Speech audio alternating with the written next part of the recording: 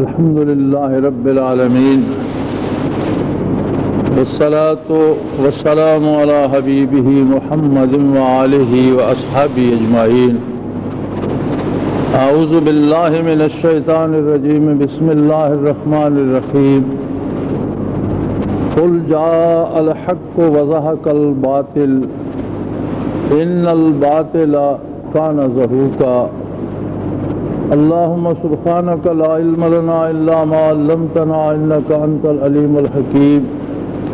مولاي صل وسلم دائما أبدا على حبيبك من زانت به الأسر. قرآن حکیم میں ارشاد ہے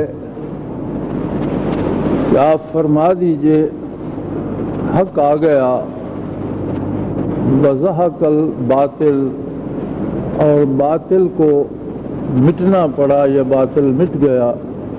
ان الباطل کان زہوقا، یہ یقینی بات ہے کہ باطل کو مٹنا ہی ہوتا ہے.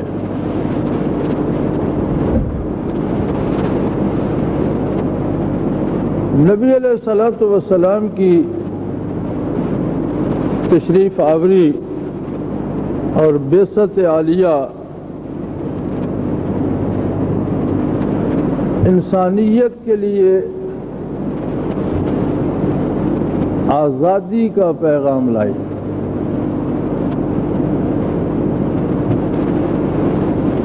جھوٹے خداؤں کی خدائی سے آزادی،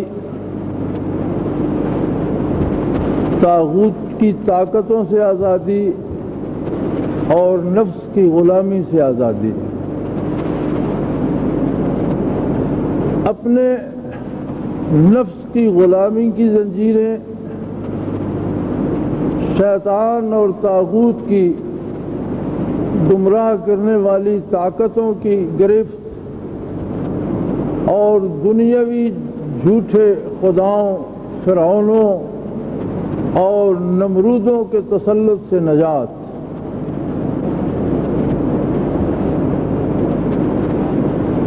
حضور اکرم صلی اللہ علیہ وآلہ وسلم کی بعثت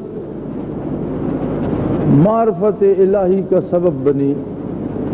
بنی آدم کو اللہ کی طرف دعوت دی، اور جس نے دعوت قبول کی، جسے یہ سعادت نصیب ہوئی، اس کے دل کو وہ جلا بخشی کہ وہ خود اللہ کریم کی عظمت کو محسوس کر سکے اپنی حیثیت کے مطابق.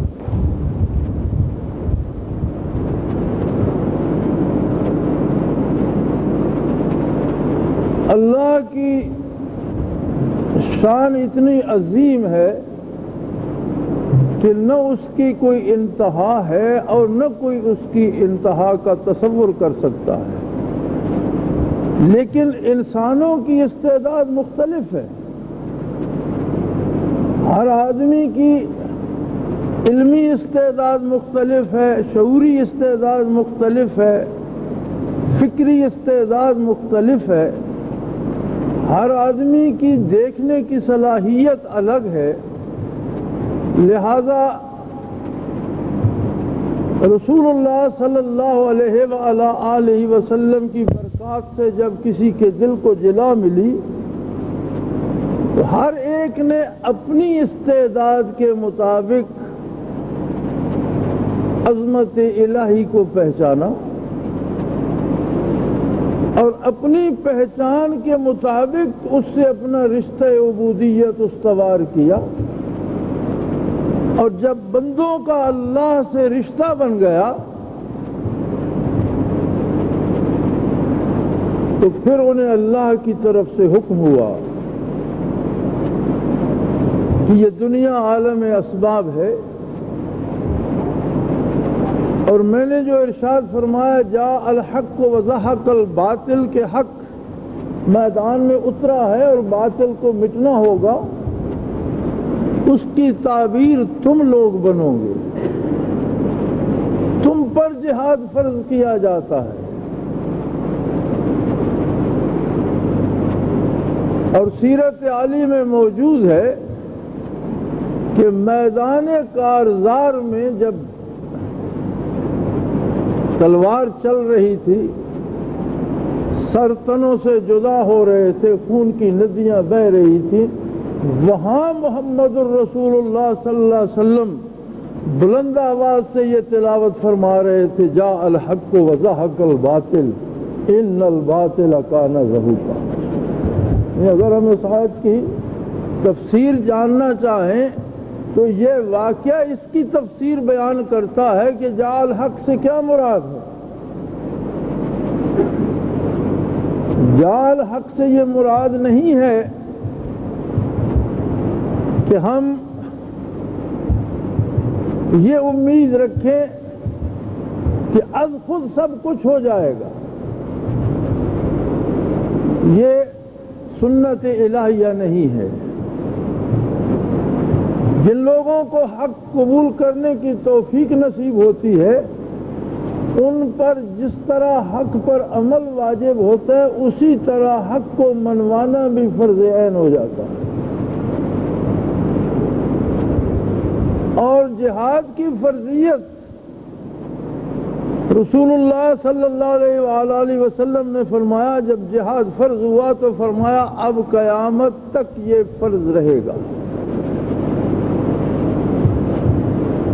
اور اس کا اصول اور معیار یہ ہے وقاتلوہم۔ اب دیکھیے، جب ہم جہاد کے معنی کرتے ہیں تو اس کی مختلف تعبیریں کرتے ہیں۔ زبانی جہاد ہے جو میں تقریر کر رہا ہوں، میں اسے جہاد شمار کرتا ہوں۔ ایک تحریر لکھتا ہوں، میں کہتا ہوں یہ کلمی جہاد ہے۔ ہم تبلیغ کرتے ہیں، مبلغ کہتا ہے یہ جہاد ہے۔ اس لیے اس آیہ کریمہ میں وَجَاهِدُوهُمْ کا لفظ اللہ نے استعمال نہیں فرمایا۔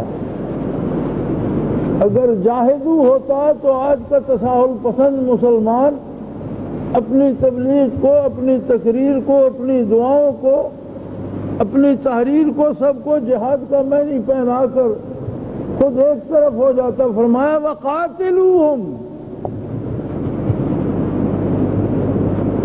ان سے قتال کرو۔ کب تک؟ حَتَّى لَا تَكُونَ فِتْنَةٌ، یہاں تک کہ روئے زمین پر کہیں کوئی فتنہ باقی نہ رہے۔ وَيَكُونَ الدِّينُ كُلُّهُ لِلَّهِ، اور روئے زمین پر اللہ کی حاکمیت اعلیٰ قائم ہو جائے اور اللہ کے بندوں کو سوائے اس کی ذات کے کسی کا ڈر نہ رہے۔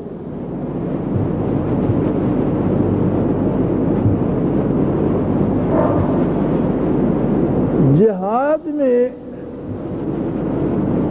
وہ قوت ہے کہ آج جب کہ ہم جہاد چھوڑ چکے ہیں، آج جب کہ ہم جہاد کی مختلف تعبیریں کرتے ہیں، آج بھی غیر اسلامی دنیا لرزہ براندام ہے کہ کبھی کسی بھی وقت یہ جہاد کی طرف مڑ سکتے ہیں۔ آپ دیکھ لیجئے، خلاف اسلام جتنی تحریکیں بنائی گئی ان میں سب سے قدیم روافض کی تحریک ہے۔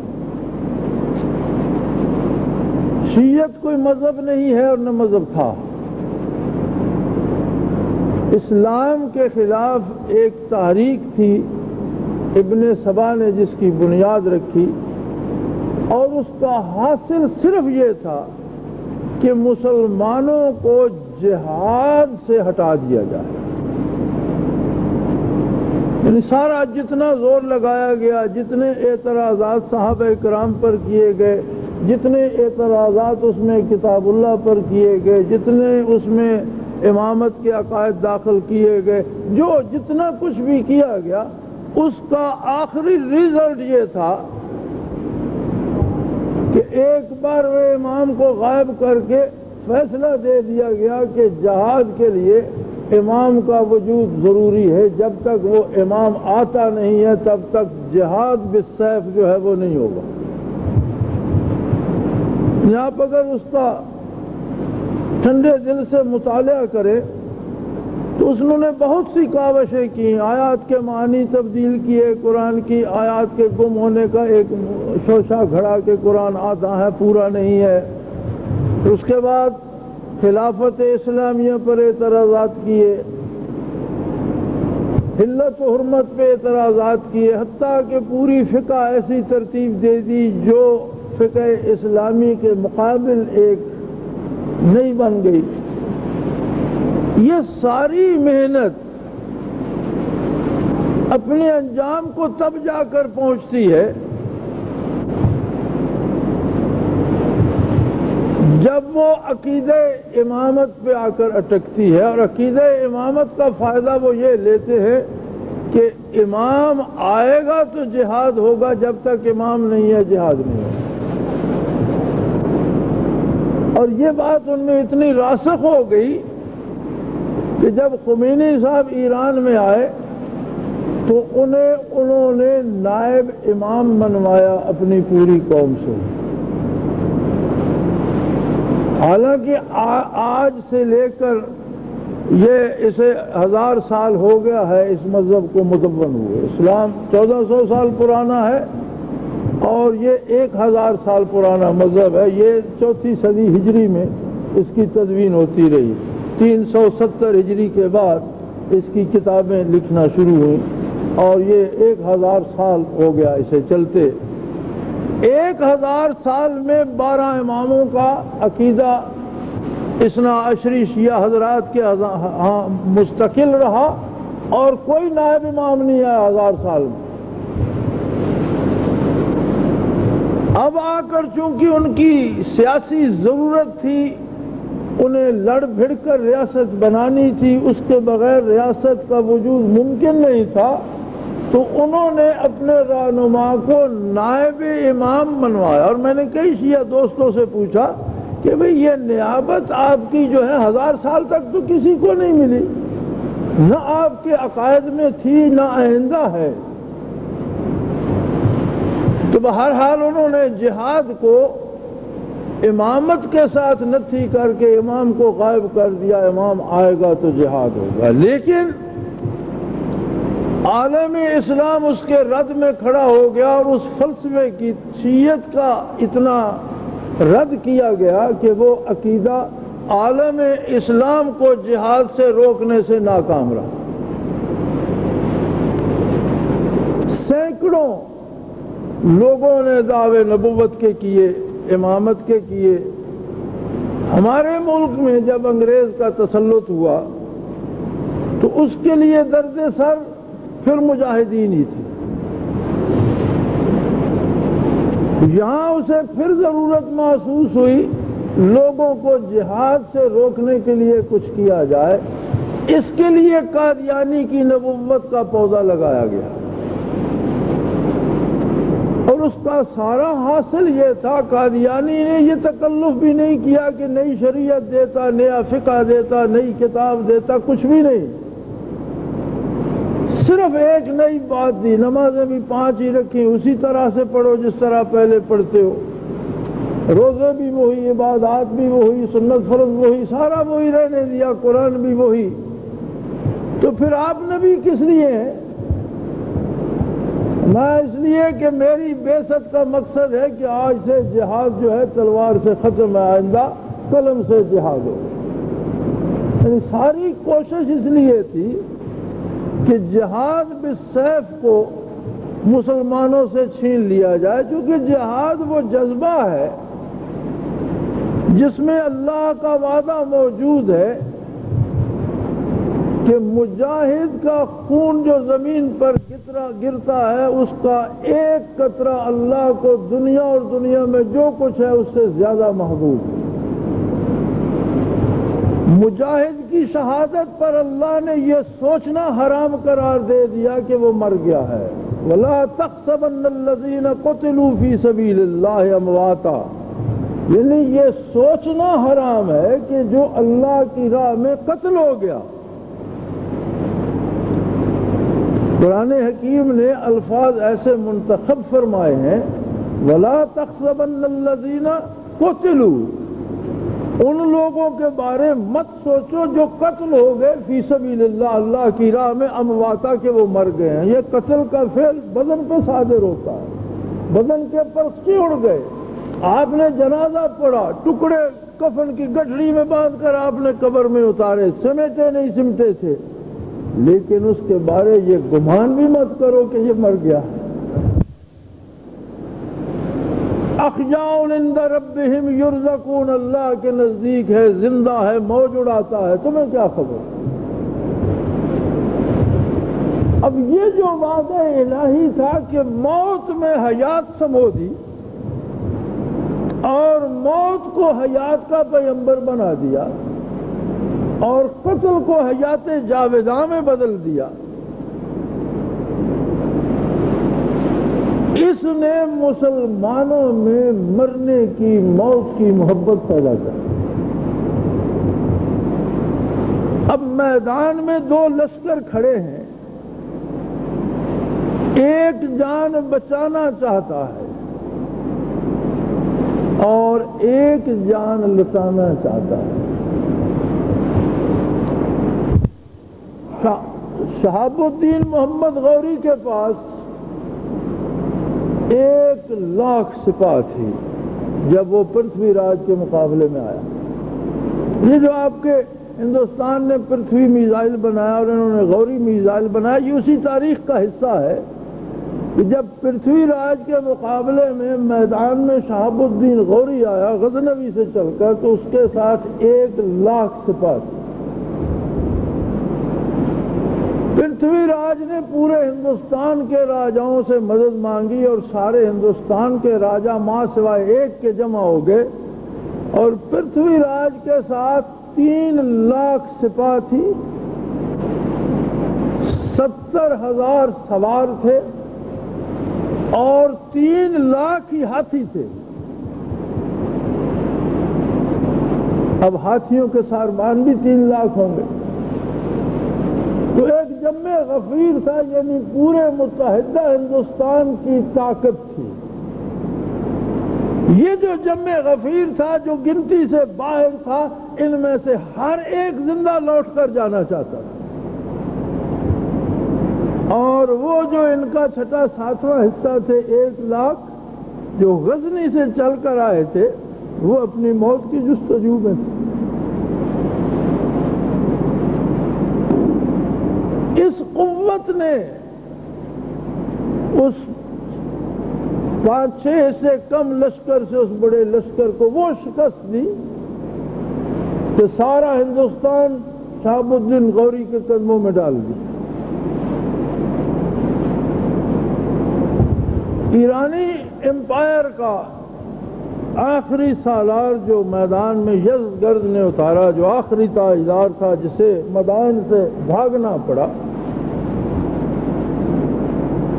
اور مورخ لکھتے ہیں کہ جب یزدگرد میدان سے بھاگا، مدائن سے بھاگا، مسلمانوں نے فتح کر لیا، تو بھاگنے والوں میں فوج اور دوسرے ملازموں کے علاوہ صرف باورچی، شاہی باورچی اور شاہی خدام جو محل میں اس کی رہائش کے لیے کرتے تھے انتظام، وہ 22,000 تھے۔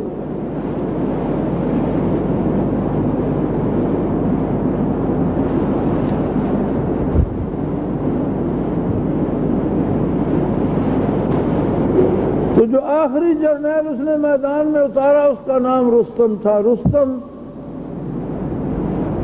ایرانین امپائر کا بہت ہی مانا ہوا جرنیل تھا اور اسے بہت بیش قیمت سمجھا جاتا تھا، بہت طاقتور، بہت جنگجو۔ آج کے سادے مسلمان بیٹوں کا نام بھی رستم رکھتے ہیں، کوئی سائیکل مضبوط بنائی تو رستم سائیکل ہو گئی، لیکن شاید تاریخ پڑھنا گوارا نہیں کرتے۔ تو رستم کفر کی طاقت کا سمبل تھا۔ حضرت خالد رضی اللہ تعالی عنہ دوسری طرف کمانڈر تھے، انہوں نے اسے چٹھی لکھی اور اس میں جو ایک جملہ بڑا قیمتی لکھا وہ یہ تھا کہ ان معی قوم یحبون الموت کما یحبون الفارس الخمر، کہ رستم میرے ساتھ وہ لوگ ہیں جو موت کو اس سے زیادہ محبوب رکھتے ہیں جتنا تیری سپاہ شراب پر جان دیتی ہے۔ جس طرح تیرا سپاہی شراب کے لیے تڑپتا ہے، اس سے زیادہ یہ موت کے لیے تڑپتے ہیں۔ رستم نے جواب میں لکھا کہ آج تک رستم کے نام کے ساتھ شکست یا سمجھوتے کا لفظ نہیں آیا۔ مقابلہ ہوا، رستم کو شکست ہوئی، رستم بھاگا اور گھیرے میں آ گیا، اور ایک خچر لدا ہوا کھڑا تھا جو دریا میں اتر رہا تھا اور پانی میں کھڑا تھا، اور اس پر دونوں طرف بوجھ تھے، اس کے نیچے گھس گیا، اور مسلمان سپاہی نے ٹانگ سے پکڑ کر خچر کے نیچے سے نکال کر قتل کیا۔ یہ تاریخ ہے۔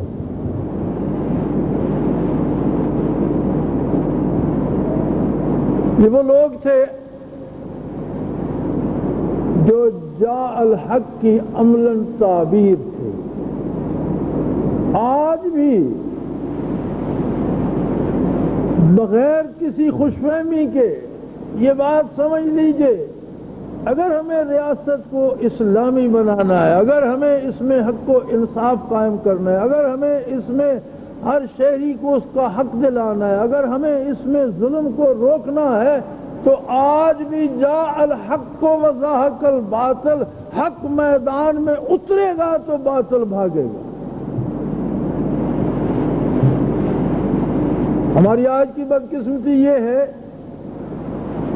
کہ ہمارے بہت سے ایسے ادارے جنہیں مجاہدین ہی تیار کرنے چاہیے تھے، انہیں بھی اس راستے پر لگا دیا گیا ہے کہ جہاد صرف تبلیغ ہے، یا جہاد صرف تحریر ہے۔ یہ تلوار کا نام لینا، یہ بندوق کی نال پہ ہاتھ رکھنا، یہ تو وحشت ہے، دہشت گردی ہے، غارت گری ہے، اور یہ کوئی جہاد نہیں۔ لیکن یاد رہے، میری ذاتی رائے میں ان اداروں کو گمراہ کرنے میں یہودی کامیاب ہو رہا ہے، اور یہودی نے اپنے تنخواہ دار مسلمانوں کے روپ میں ان اداروں میں گھسیڑ دیے ہیں جو اس بات کا پروپیگنڈا کرتے ہیں۔ آج بھی یاد رکھیں، آج آپ نے دیکھا ملت پارٹی میدان میں اتری، آپ نے ان کے نکات پڑھے، نیا جال لائے پرانے شکاری۔ بات وہی کی وہی ہے، صرف الفاظ کا ہیر پھیر ہے۔ خاندانی منصوبہ بندی پر بڑا زور دیا گیا ہے۔ ارے پیدا ہی کسی کو نہیں ہونے دو گے تو کب چلے گی تمہاری پارٹی؟ اگر پیدائش کو روکنا ہے تو ان کی عمریں بھی بڑھواؤ جو باقی ہیں، ورنہ یہ تو چلتے جائیں گے اور پارٹی کیسے چلے گی؟ بھئی امریکہ میں ایک خاتون کو 7 بچے دیے اللہ نے، وہ بھی بڑا بے نیاز ہے، اسے وائٹ ہاؤس پہ بلایا گیا، پریزیڈنٹ نے انعام دیا، اور بچے ایک دن کے 7 گھر اسے انعام میں دیے گئے کہ تیرے بچے بڑے ہو کر ہر بچے کے لیے ایک گھر تجھے آج دیا جاتا ہے، بچوں کی پرورش حکومت کرے گی، تعلیم و تربیت حکومت کرے گی۔ اور سارا وہ پروگرام ٹیلی ویژن پر دکھایا گیا امریکی ماؤں کے لیے کہ خدا کے لیے بچے پیدا کرو۔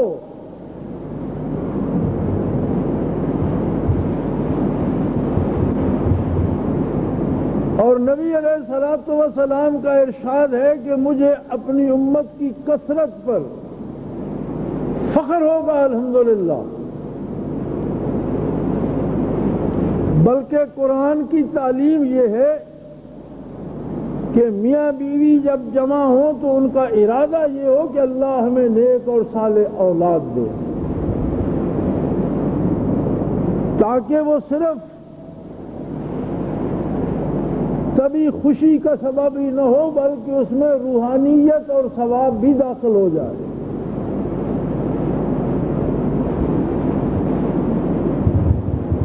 رزق تو اللہ کریم کے دست قدرت میں ہے،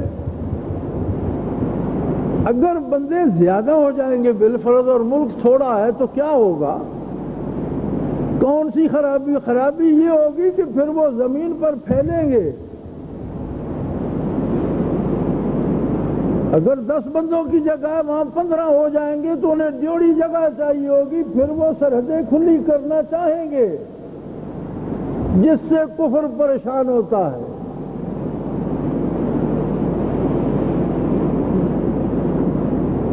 تو خیر یہ ضمنی بات آ گئی، لیکن نظر یہ آتا ہے کہ یہ ملت پارٹی کا منشور بھی آبادی کی قلت پارٹی ہے، یعنی وہ نقاط چن کر لیے گئے جن سے امریکہ بہادر خوش ہو، اور وہ دعوے بھی بڑی جلی سرخیوں سے لکھے گئے جن کے لیے آسمہ جہانگیر صاحبہ جہاد کر رہی ہیں۔ تو اگر یہی کام ہمارے سردار صاحب نے کرنا تھا تو آسمہ جہانگیر کے ساتھ ہی ایک دفتر کھول لیتے، اس نے تکلف کی کیا ضرورت تھی؟ یہی ہماری بدقسمتی ہے کہ ہمیں ہیر پھیر کر پھر اسی جگہ لایا جاتا ہے کہ جہاں سے آنکھ کھلی تھی اور ہمیں ہوش آئی تھی کہ نہیں ہمیں کسی سمت چلنا چاہیے، تو آگے ہمارے اس کو کھڑا کر دیا جاتا ہے جو ہمیں شام تک سیدھا چلاتا ہے، رات کو گھما کر الٹا چلا دیتا ہے، صبح ہوتی ہے تو ہم وہیں کھڑے ہوتے ہیں جہاں سے چلے تھے۔ حضرات گرامی، میری آپ سے گزارش یہ ہے، بڑی سادہ سی بات ہے، کون ہوں گے وہ خوش نصیب جنہیں آسمان پھر حق کے روپ میں دیکھے گا، جو سر میدان کہہ سکیں گے جعل حق و وضحق الباطل۔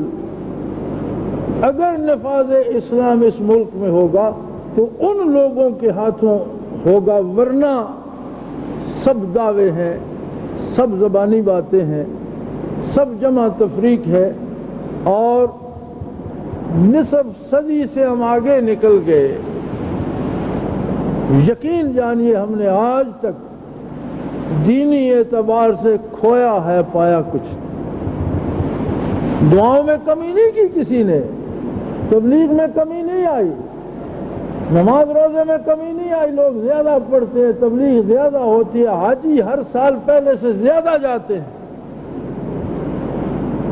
لیکن دینی اعتبار سے ہمارا ہر دن تنزل کا شکار ہوا۔ اس کی واحد وجہ یہ ہے کہ قیام دین کا سبب جہاد ہے، اور وہ جہاد جو رحمت للعالمین صلی اللہ علیہ وآلہ وسلم نے بھی 2 زریں پہن کر فرمایا۔ اگر شمشیر و سنا کے علاوہ کوئی راستہ غلبہ حق کا ہوتا تو وہ راستہ رحمت للعالمین صلی اللہ علیہ وسلم پسند فرماتے، آپ کبھی شمشیر بکف نہ ہوتے۔ یاد رکھیے ظلم کے مقابلے میں شمشیر اٹھانا بھی رحمت ہے، مظلوموں سے ظلم کو بنوک شمشیر رفع کرنا بھی رحمت ہے، اور یہ پہلو ہے رحمت للعالمین کا۔ آج کی ضرورت نئی سیاسی پارٹیوں کی ولادت نہیں ہے، بلکہ ان پر بھی خاندانی منصوبہ بندی ہونی چاہیے۔ سامن کے مینڈکوں کی طرح روز ایک پارٹی پیدا ہو جاتی ہے، ان پارٹیوں کی ولادت کی بھی منصوبہ بندی ہونی چاہیے۔ آج کی ضرورت یہ ہے کہ ان مسلمانوں کو مزید تقسیم نہ کیا جائے، بلکہ آج اپنی اپنی دکانیں سجانے کی بجائے اسلام کے پلیٹ فارم پر مجاہد کے روپ میں دعوت دی جائے، اور کفر خواہ عالمگیر طاقت ہو اس کے خلاف اعلان جہاد کیا جائے۔ پھر دیکھیے حق کیسے غالب ہوتا ہے اور کفر کیسے مغلوب ہوتا ہے۔ آپ نے مثال اور جھلک دیکھنی ہو، ٹرائل دیکھنا ہو تو افغانستان میں دیکھ لیجئے، جہاں 79 مسلمانوں نے دنیا کی اس سپر پاور کے پرخشے اڑا دیے جس سے امریکہ بھی لرزہ بر اندام تھا، اور جو مدت سے ایٹمی پاور تھی جس کے پاس اب بھی سینکڑوں ایٹم بم موجود ہیں، اس کا پیٹ چاک کر کے کتنی مسلم ریاستیں جو پون صدی سے وہ نکل کر بیٹھا تھا وہ بھی نکال کر باہر رکھ. ہم ہی اتنے گئے گزرے ہیں کہ ہم سے اپنا ملک آزاد نہیں کرایا جا سکتا. ہمیں غلط فہمی یہ ہے کہ ہمارا ملک اپنوں کے پاس ہے، لیکن ہمارے اپنے وہ ہمارے نہیں رہے، وہ بک چکے. سب مغربی استعمار کے غلام ہیں، سب کفر کے آلے کار بن گئے اور پوری قوم کو کفر کا غلام بنا رکھا ہے. اللہ کریم ہمیں ہدایت بھی دے، توفیق عمل بھی. وآخر دعوانا الحمدللہ رب العالمین.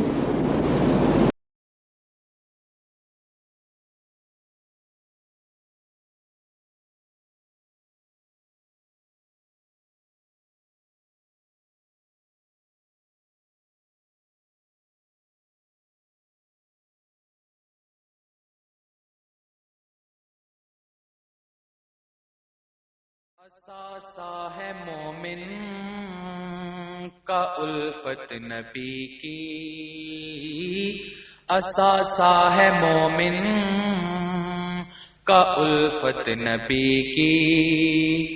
چلو نعت ایک آج لکھیں نئی سی، محمد کی عظمت کا جھنڈا اٹھاؤ.